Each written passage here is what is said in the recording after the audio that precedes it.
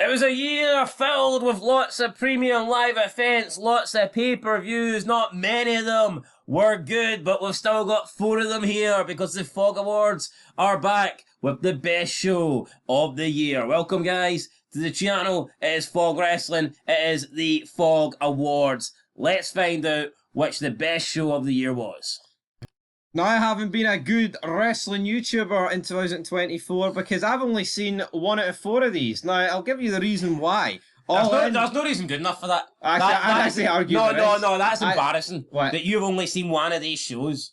1. Right, well, I'll go through. And it's not even WrestleMania. I'll go through my reasons. And you call yourself a wrestling fan? You're letting the team down here. I'll go through my reasons, right? All in was shite. I decided to... Aye, because you know that before you watch it. Aye, that's a great reason. Well, the card didn't fill me with much hope, right? SummerSlam, no idea why I didn't watch it. Actually, I think I was away out drinking, so that's a good enough reason, right? Night 2, I had a funeral to go to.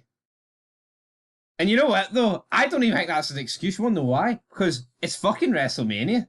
Could have just watched it the next day. Do you know what? Do you know to this day I've not even watched Night 2? I've not even watched the main event. See if it was WrestleMania 17, I'd have cancelled the funeral. I know. I would never. I'd have watched the live for the funeral. Don't know why it'd be at that time, but yeah, I just want to get that out there. So, I mean, obviously I'm aware of what's happened, but don't ask me what happened because I don't know what happened. You know what I mean? But last spot... Well, I'm a good wrestling fan. I actually watched all 4, unfortunately. Are you proud of that, though? Do you wear it like a badge of honour? Because I wouldn't. I would actually avoid that. Nah, means more to me, damn it. Right, it means more to him, but I'm going to go all out here. Last spot was AEW All In, 3%. Headlined by Daniel Bryan defeating Swerve Strickland, I want to say. I mean, that's pretty much what happened, isn't it? Yeah, I mean, you know what, actually, Daniel Bryan, the final countdown, that's a pretty good ending to the pay-per-view. I can't really dispute it. It's the final countdown. Title versus career. I mean, it was an alright match. Can't sit here and bash it too much, so... Yeah, Christian Cage winning was pretty good. Mariah May won. That was also a decent moment. The opening match was just a bit fucking ridiculous, though. I remember that. Will Ospreay, MJF, too flippy, dippy, shitty. And then, yeah, you know what? It wasn't the worst card in the world, but see here on Fog Wrestling, no one will give AEW the light of day. I thought it was a decent show, to be honest. I actually watched it. Mariah May versus Toni Storm was very good. Better than any women's match in WWE. And you know what, actually? The more I think of it, I think I did watch this card, you know. I think you did as well. Because it's during UK hours. Maybe it was Revolution I didn't watch. Maybe that's it. Yeah, actually, you didn't watch Revolution. I know for a fact you didn't watch Revolution. That's good then. Maybe I had another funeral to go to. People need to stop dying at the weekend, don't they, man? Or get these shows wrestling's watched. dying, like, right. When are we going to be putting AEW in the ground? Yeah, alright, up next, third spot, we've got Revolution. Sting's last match. Obviously a sad moment. Sting going out. I mean, I don't know why he's going out with Darby Allin. Like, I mean, Sting going against someone for the world title would have done for me, but nope. The Stinger, #1 merch seller outside WWE for the year as well, may I add. Sting, what a man he was. I mean, you've also got the likes Eddie Kingston defeating Bryan Danielson, which sucks. Aye, Bryan Danielson. If you could string a sentence together. What do you string a sentence? What did I say wrong then? We might actually go on to something here. But aye, what else did you have apart from Sting? To be honest, not a lot. I felt like it was a Sting show. It was a Sting special. It was the last Sting of the tail. Yeah, we did have Samoa Joe, Hangman Adam Page, and Swerve Strickland. So there was that match there. That freeway match for the AEW World Championship. Other than that, though, honestly, not a lot happening. Aye, it was a one-show match, but what a match it was. Got to give them credit. That Darby Allin spot through the table was insane. The glass table, was it? Aye. Yeah, Ric Flair was out there. A lot of decrepit. I mean, well, I say a lot of decrepit. Sting's son. So if he's not decrepit, they can't be. But right, anyway, second spot, SummerSlam 2024. Honestly, I believe Gunther beat Priest. You also had the return of Roman Reigns. Solo Sikoa getting jobbed out. I'll say jobbed out. You know the score, guys. They're doing the whole bloodline. They gotta reignite them. You alright? Are you alright, man? Are you alright? No, because No, wait. What's your problem with me? Is it because I'm not a real wrestling fan? Is it because I've not watched it? Because you can't spout out a sentence. Oh, what can I know strangling? Yeah. That's adding a bit of character. You're talking absolute shite, right? SummerSlam. Let's talk about it. Don't worry. You know what? There's a magnifying glass hanging over you for the remainder of this video. See, as soon as you botch, mate, you're going to Fog Wrestling's Botchamania Hall of Fame. I'm sick. I'm allowed to botch. I thought the card going into this show was good. Pay-per-view in my eyes didn't really deliver. It was a PLE, mate.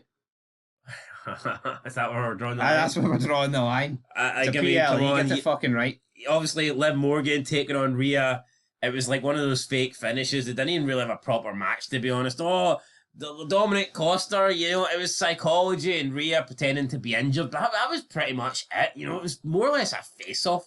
The match wasn't good. Very disappointing. Braun Breaker, Sami Zayn, ended in like 5 minutes. I'm not complaining that Braun Breaker won the title. I mean, this made him look like a beast, but he'd already lost to Sami Zayn, the Premium Live event beforehand. And then his run, he just went on to lose to Jey Uso anyway. So, I mean, you look at Braun Breaker right now, doing absolutely nothing. This match was a throwaway. LA Knight defeated Logan Paul to win the US belt.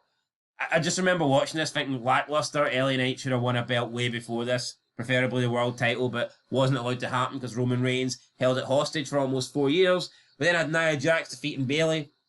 I've never enjoyed a Nia Jax match. I probably never will enjoy a Nia Jax match. Just very botchy, very out of shape, very slow, not a good wrestler. I know people will love to overrate her and pretend that she's great because it's Triple H's era and he can do no wrong. But, I mean, this match absolutely sucked. Of course, Tiffany Stratton was out there. She got involved. You know, these 7, I get it, SummerSlam, they went for 7 matches instead of 5 to try and make it feel better. But, I mean, honestly, did these extra matches really add much? Probably not. Drew McIntyre defeated CM Punk. Seth Rollins was a special guest referee. This was a decent match, I think. Not the best match between Drew and CM Punk, but still, I mean, it was good nonetheless. I'd say it was better than the strap match for sure. So, I mean, this match was definitely a highlight, I guess. Co-main event, we had Gunther defeating Damian Priest for the belt. Finn Balor coming out, screwing his Judgment Day teammate. Thought the match was... I don't think the match was great, but it was a good ending to have Finn Balor, you know, betray Damian, and they decided to do it on the same night, have both of the face members of Judgment Day get shafted, because, you know, it would have been interesting, I think, to see for a little bit what Damian Priest's reactions were to Dominic screwing over Rhea Ripley.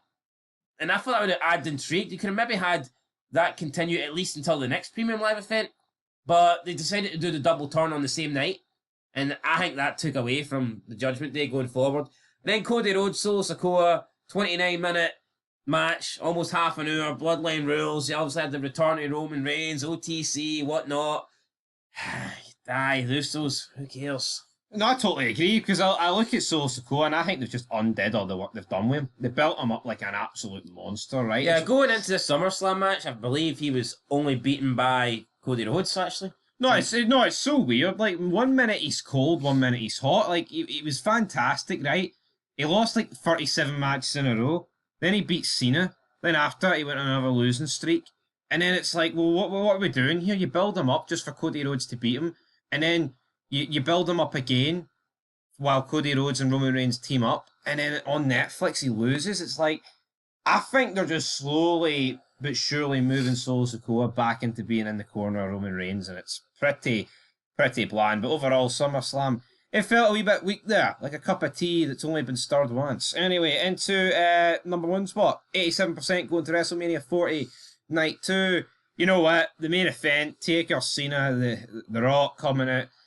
I think the moment alone as well, as much as I don't like Cody, right? The moment alone, it has to be WrestleMania 40, Night 2.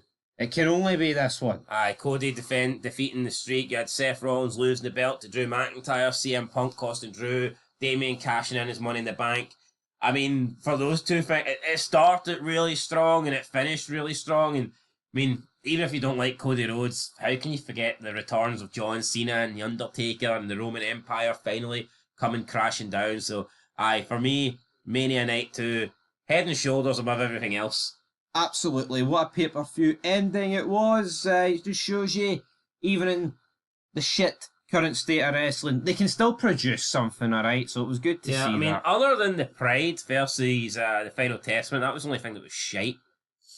And I stand by that. Philadelphia street fight was crap. Yeah, what was the point of that, man? Just an absolute waste of time. But anyway, guys, hopefully this video wasn't a waste of time. We'll be back very soon with more of these 2024 polls, and we'll hope to have them uploaded before 2026. So until then, peace.